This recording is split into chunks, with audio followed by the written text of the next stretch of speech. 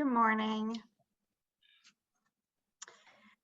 Greg, we spoke last night, and then we also had a little bit of an email exchange this morning. And I just want to tell you straight up, I am not even going to try to give you tips as a speaker. First of all, you're a better speaker than me, and you've been doing it longer than me.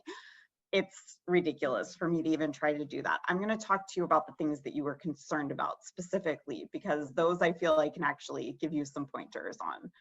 First of all, your delivery of this did feel really natural. I know that you were not able to memorize it in time, but you did not feel like you were reading from a script or looking down a bunch, or like you couldn't communicate with your audience. It definitely felt like you had the flow of the speech going.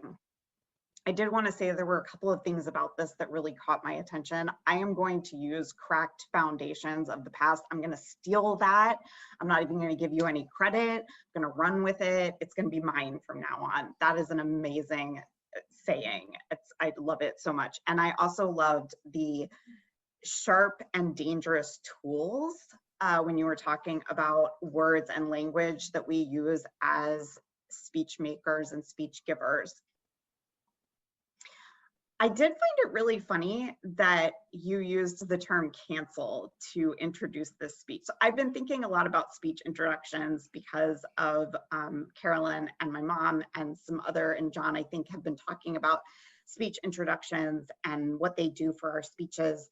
And I thought it was really interesting that you chose cancel as a term to start this speech about things that are offensive, because cancel is actually a really uncomfortable term for a lot of people. A lot of people find cancel culture to be problematic. And so I thought maybe like think about that term and if you want to use it in this instance.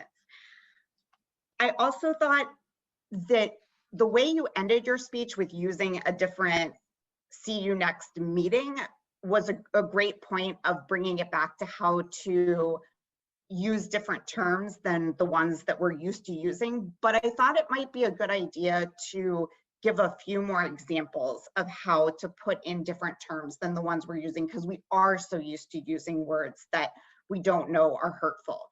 So those were my thoughts for you. Otherwise, I thought it was amazing. I loved the humor. I thought your point was well made, and I loved the speech.